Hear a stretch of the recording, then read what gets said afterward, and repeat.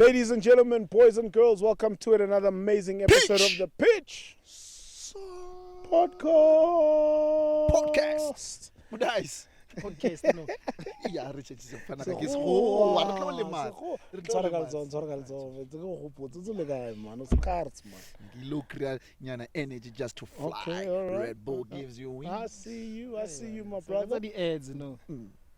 When I hate how When when I- are no, you any against problems? us? No, can understand No, the no, branding. no, we are So happy. what's your issue? No, I We're can't- happy. Not that stress. I mean, No, no, no problem. I can't problem. With I'm sorry, also. No, that's all right. Mari, I can. That's what I left. are you serious right now? No, I'm not. The girl fella read the ad now. Oh, no, we're not doing it. Okay, cool. Because they say about to sign a contract.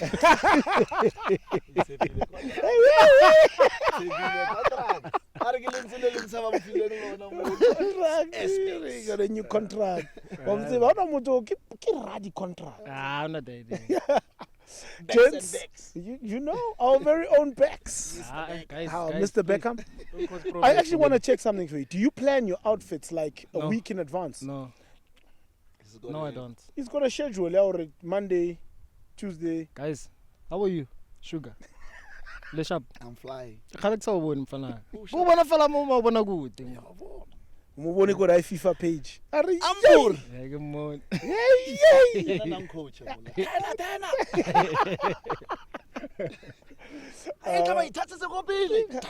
Yeah, about press you must PlayStation football. R1 Yeah, finesse. game one was a habata so it's so. How it like he is. O ka re na bona ro etsa la. should have been a coach actually. Wait, do you think you would have survived? Do you think you have the patience? Oh, no, patience no. No. I know, patience It's no. not gonna- No, not patience. gonna work. I'm not a good teacher. It's not gonna work. Nah, it's not gonna work. Interesting. Gents, we played Al Ahly. Batho ba re, Eh? our people. Did you ever think we'd get to a stage where we're dominating Al Ahly the way we are currently? Honestly, me? Yeah. No. Mm. Look, man, because over the years, you know, the dominance of Al Ahly has been evident. I mean, they were able to sign quality players because they understood the space they were in. Yes. And at the time, I think Lorona, that's the space we wanted to be. Yes. And we're looking up to them to get into that space. And once we got into that space was now us two. Now we need to be able to compete. Yes. I don't think the first conversation was to dominate. It was No. we need to compete. Yes. And now we were competing. We became one of the best in the continent. Now we were a team to beat. Now the conversation changed to okay. Now how then do we dominate? But I strongly believe or now. There is something in our pocket, and I think it becomes one of those emotional games, from a technical perspective to the players, to the media. It becomes a thing because if you listen to the journalists, it's unlikely once they lose to Sundowns, they're always trying to find something besides what's happening in the game. They want to, they hate losing to Mamelodi Sundowns, so therefore they'll find something to say about it. Yeah. I was engaging on Twitter with some friends of Al Ahly, and they are like, we are, you know, they've always seen themselves as the mecca of African football, which they are. I mean, when Europe looks to Africa, they look and they say, yo, Al Ahly is it. But now they're saying we're going to lose that to Sundowns because every time we play them, we're catching hands. Yeah. What I like most about this whole scenario is that you find that in the semi-final, Mamelodi Sundowns is the only team that is not from North Africa. Yeah. That is there. You've got your Esperance, you've got your Wydad, you've got your Al Ahly, and then you have Mamelodi Sundowns, who already left alone in this battle. But like you say, Mamelodi Sundowns then becomes a team that disturbs, it disrupts the whole flow of how everyone perceived football in the continent. And now Mamelodi Sundowns is rising up. Not only now, it's been a couple of years now. They know, North African teams know playing Mamelodi Sundowns is not an easy game. Not only is it only talent, but also tactics also have changed in terms of the way we approach the game. It's not just busy football. Now there is order, there is a lot of commitment and hard work. So Mamelodi Sundowns coming into that space also gives us that sense of belief that we can actually dominate the continent. Everyone throughout the continents, they know playing Mamelodi Sundowns is not easy, and finding ourselves continuously giving the team of the century a hard time. I feel like when It's gonna change though. when they draw us. But you've seen it even on the local front. The change is coming because Even previously, I mean, let's look at just in the country. There were two dominant teams, but that has also changed. It's a wider, it's far much more open. It's no longer a sure bet that Al Ahly will win the Champions League. Yes. And if yes, Naves, I think also what also gives us an upper hand is the way we play. Yes. We're slowly going to be a blueprint as to how to play proper football. Because we were never expected, especially from the Southern Hemisphere, to be able to dominate in that manner, not just by winning trophies or competing in that space, but just playing football, like proper football. We used to see Zidane or Africa guys, Abu Treka playing. So the Egyptians used to own that space to play but they had an international flair into it. Now we playing in a way that we playing. We can balance the European side and also have the African flair and have an identity as Mamelodi Sundowns, which many teams from the Southern Hemisphere get into that space don't have necessarily an identity. And you look at the results, whether the scoreline, whether the time on the board, irrespective of what it is, Mamelodi Sundowns still plays the same way. 100%. It becomes a problem because then you end up looking for other things to beat Mamelodi Sundowns, but on the pitch.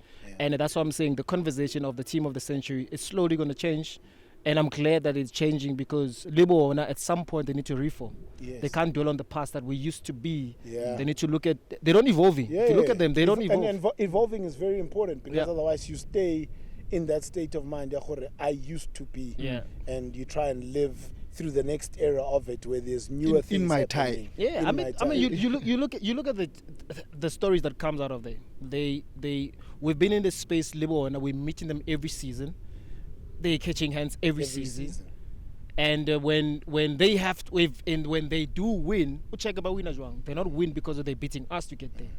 It's because somebody else then they are avoiding us. Yes, because they know that they're catching hands. And for that, can you just imagine with the dominance that we have over them, if we had to meet them for the last 5 years in every final of the Champions League, we would have probably maybe won 3 or 4. They know that and that scares them. And for Rona, now it puts a target on our back because now we become one of the most dominant team, a team that nobody wants to play, and a team that now for you to beat them, you must make them uncomfortable. And what is uncomfortability? You look at now the number of now it comes to tactics. You look at the number of yellow cards that we get in this season. You look at the number of red cards that we're getting this season. It's alarming. It's scary. And those are the things that I know for sure that for you to beat Mamelodi Sundowns, you can come into play. Those things can become one of the Achilles for Sundowns. But Teko and Sugar, even with red cards, we're still playing the Mamelodi Sundowns way, which is still amazing to see a team that is a man down playing like it's still 11v11. I'm personally proud of the way the maturity of the boys. That not only do they play proper football, but they also have that sense of game management. When they understand that we're not going to play as fluid as we want, but we are still able to win the game. 100%. It reminds me of the team that we had, that even when it was difficult, we just knew how to win. Even if it's a 1-0 scoreline, but we don't know how to lose. It doesn't matter how it comes about, but we know how to manage the game. We know how to. There was a season we won the league without only 13 players. The rest were injured, and we only had 1 sub and 1 goalkeeper. And it was starting 11, 1 sub, 1 goalkeeper. And we still won the league. And we would win. We knew that everybody who goes into the field, you need to play. You go with a mindset of playing 90 minutes. Don't play half. You don't play half. If you are tired, then we improvise. That's the kind of mentality that I begin to see in the boys. That even when they are 1 man down, we've got so many red cards. Like Teko says, that it's very scary that we have so many red cards, and but we still manage to maintain our game. We maintain the winning momentum and continue. Now we're in the final. Do you think that we're getting these red cards deservedly, or do you think it's also now the pressure that has come out from all the talks that have been going on social media about some of the calls that should have been given but were not given and so forth? I think some of the red cards are deserving. The reason is the type of football that we play. We're playing we counter press. When you counter press when you're second late. Please dumb it down for us. Okay, if I don't know what counter press means, what does counter press mean? Okay, counter press is after when you lose the ball. Yes. When you lose the ball, you're trying to regain it as quickly as possible. Okay. You're countering the press. Yeah. Educated. Trying to win the ball as quickly as possible and in an advanced area. Okay. For you to be not to track back and be in shape but also the upside of that is once they bypass that pressing and then you've got so many gaps in space come around. So now because Sundowns doesn't like defending on a low block, you might as well counter press, right? And you look at the late tackles that we're getting involved in because of the system that we play. And then now, which means now within the system that we're playing, within the system that we master so much, we need to find solutions into that because they're not gonna stop. When you're late, when you counter press, when you're late, you're late. You're late. You know. So now it's now as to now how do we then still be effective out of position while late trying to press, and also comes back to the second question is there's a lot of pressure that comes with the media to the referees speaking about how Sundowns are benefiting. But also, you need to understand as well, Naves, the space that Mamelodi Sundowns is in.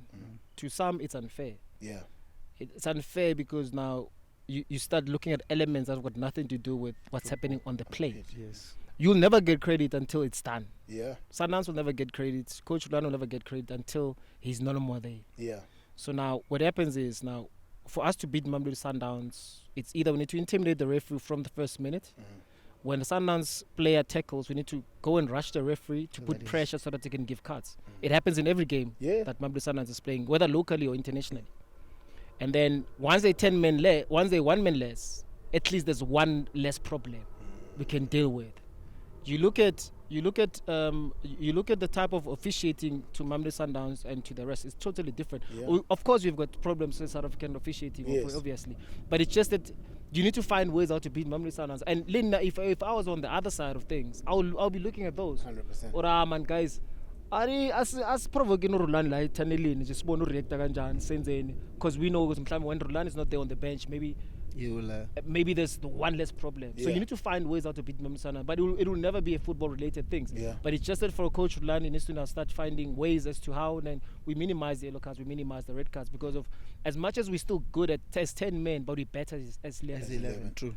Went to Cairo and got the 0-0 result, which worked for us because we won it at home already. Amazing. First of all, the penalty save by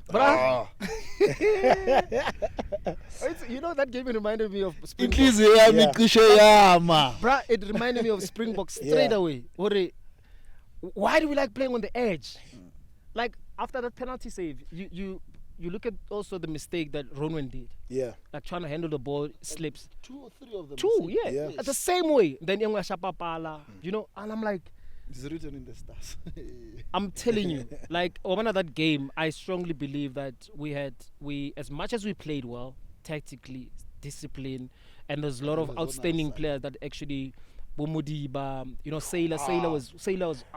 I wanted to get to that. Mudiba now was playing in the middle and running circles, and I mean, amazing. You see the conversation that we're having. We're having international conversation. We're not speaking locally. We're having a left back playing in the middle. In a big game. In a full stadium. In Cairo. Bruh. Then I consistently say this. I am being fed humble pie by Sailor. When he first came in here, I was like, I am being the fed. only Sailor I trust. I wish Sailor was 22.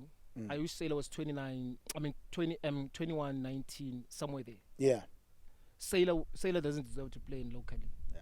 No, never. And he continuously shows. No, guys, he's not, no. What do you think sets him apart, though? What do you think? What is it about his game that has really, because it's elevated, to another level altogether? Unali, what he has that most right backs don't have is the comfort of pressure. Like he defends very well. As a right back, that's your primary job is to defend. So we're not going to speak about that. But under pressure, he loves pressure.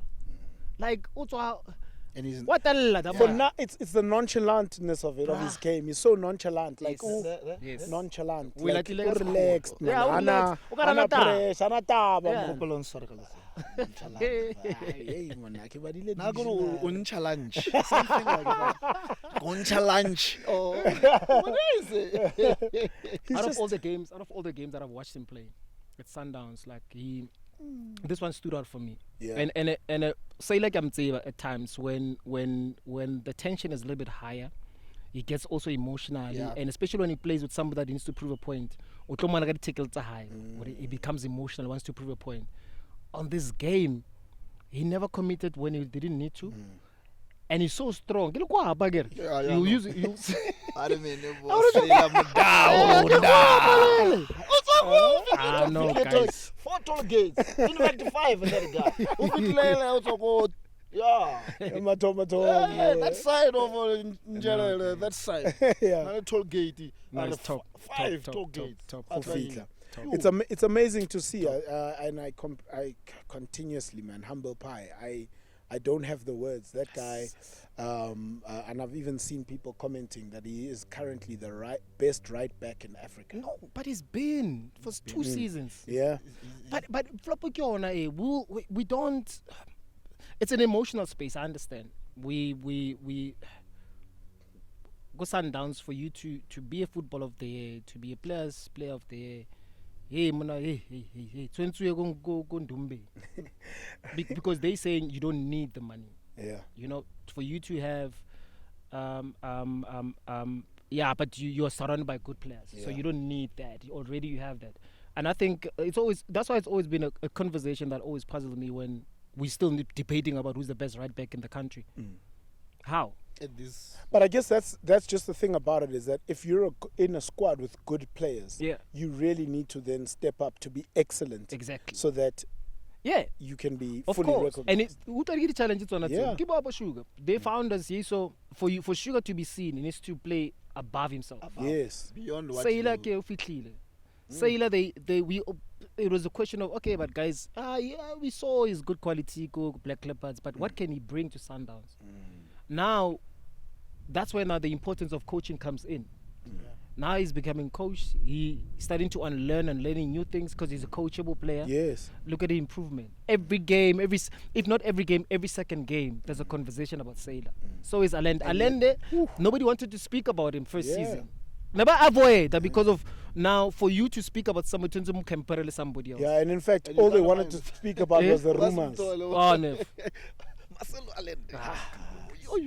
Yeah, I guess it's like every week we're watching like a masterclass of the game, and it's amazing to see just the players evolve. It's amazing to see where the game is also going. It's unbelievable because, like you say, every game or every second game, now we're discussing. You've got a collection of players that are so good. You've got your Ronwen Williams, who's playing. You've got Mudiba. So you don't even know who, because that's where you see that they play together as a team, and everybody knows each other's weaknesses and each other's strengths, and they cover each other so well that you don't even see the mistakes that one would make. Look at how Ronwen, like you were saying, that he makes crucial saves, and when he's not at his best, you see Rivaldo is already there, Mutobi is already there to cover a mistake that would have been made by Ronwen.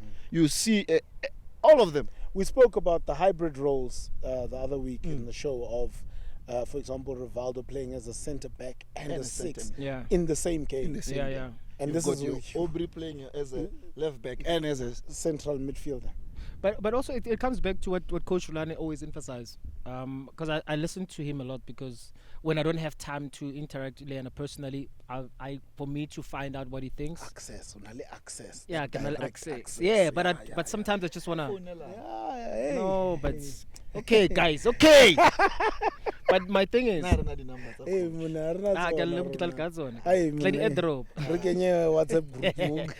so my thing is, like, I always like to listen to what he says, what he thinks of the game, and all that. So now his emphasis, especially locally, speaks about schemes.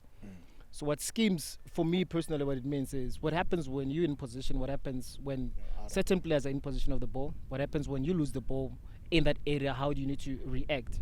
we speak about formation all the time, like 4-4-2. It's 4-4-2 when what happens? When the ball is out. Because 4-4-2 will never be a 4-4-2. Depending on where the ball is, it will never see a 4-4-2. It will never happen. But it's just that we need a formation to actually to be able to project out there. Oh, they're playing 4-4-2, but it never happens. So now what Ronaldo speaks about in terms of when we're in position and we're very safe, now it allows Aubrey to get into the midfield. Now it allows Kotsie to get into that. Kamohar Molokar is a centre back. Now it allows Tabes now to become a little bit more advanced now, because now you're trying to run away from the pressure, or maybe you're inviting pressure.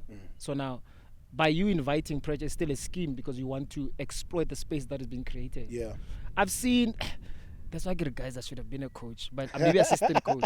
But I like the fact that now you have players that are capable of playing different roles. We used to do that, but it was never a thing. It was not something that was picked up. Sugar will cover Langerman so much that you actually think he's a left back.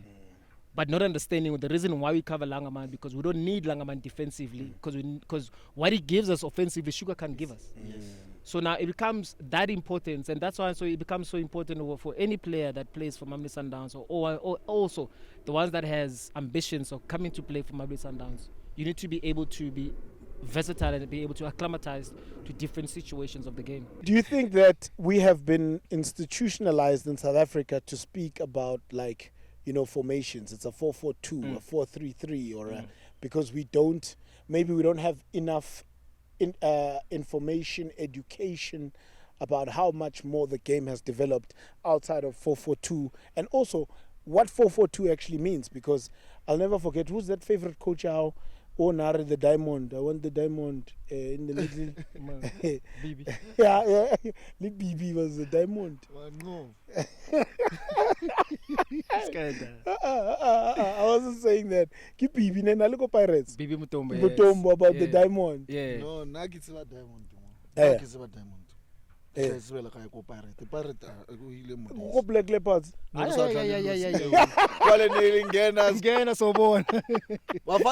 Don't lose this game. All right, sir. We go. I saw me Chazelle. Yeah. I think, Naves, you're asking a very important question. In South Africa, when we do analyze the game, or when we do speak about the game, the first thing that comes out first, the emotions. We're basing our emotions on the game. We don't speak about the game. We address our emotions speed. But Sugar was playing like Sugar. So it becomes that type of a conversation, right?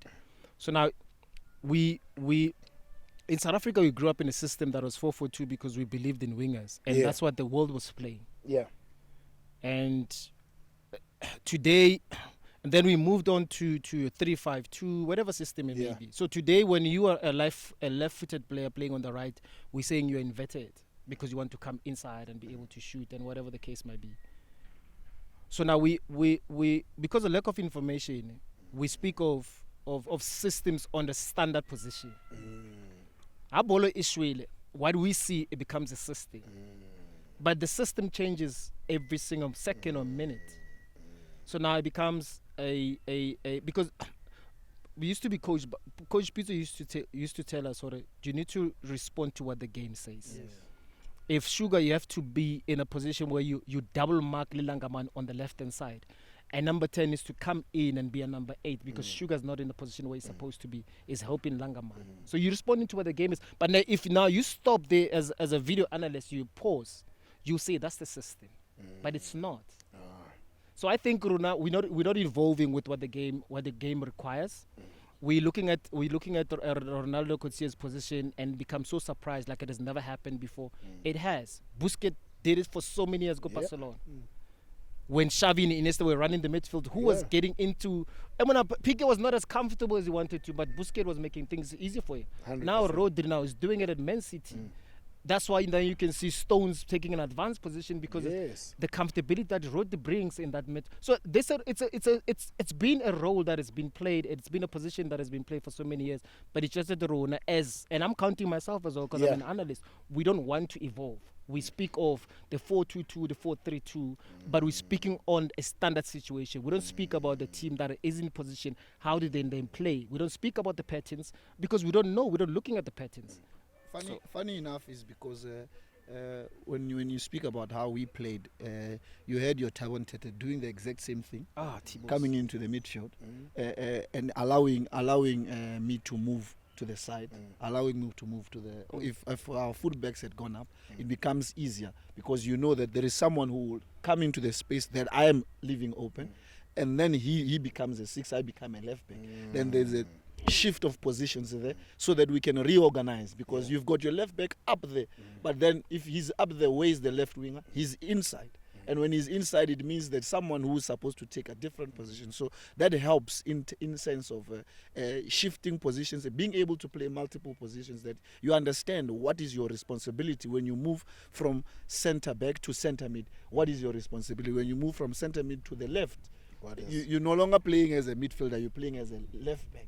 So you can't go back to your position before completing the job that side. I think it's amazing. I think that the emergence of the technocrats, as they call them, and the longer, being able to just have longer interviews and access to coaches is then going to change and educate a lot more people. I'll never forget there's that Argentinian coach, I think his name is Marcelo, where he had a press briefing about Adulisa auditorium, and he had prepared slide after slide. Adulisa the media for about 6 hours, just like presenting it so that they can understand.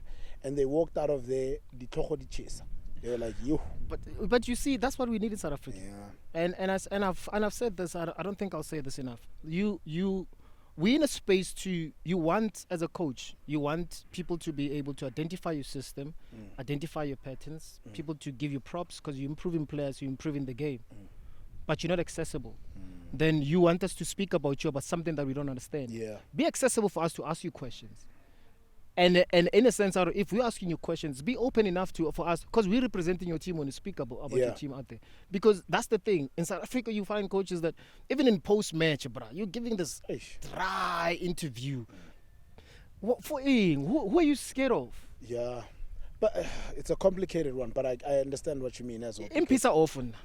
Because as well, I think you've got to get the right people asking the right questions. No man, Europa football, man. We want coaches, because Naves, the thing is, like, for me personally, we regard a great coach as a coach that improves the players' performances. And within that as well, being a great coach is required to win games. But I'm saying, as a coach, your primary job is to educate. Whether a baller on the pitch or not, you regard it as a teacher. And when you have an opportunity to teach. And when you've been given an opportunity to speak about how your team is going to play, speak. Because at the end of the day, you're the ones who will come back and say, they speak wrong about my team, but you are the one that giving us information here. So I'm saying, I'm glad that Argentina coach did that, because in the space that we're in, we need to educate. You want people to represent your team very well. Be open. Don't tell us the secrets, but be open enough to speak, because the game evolves.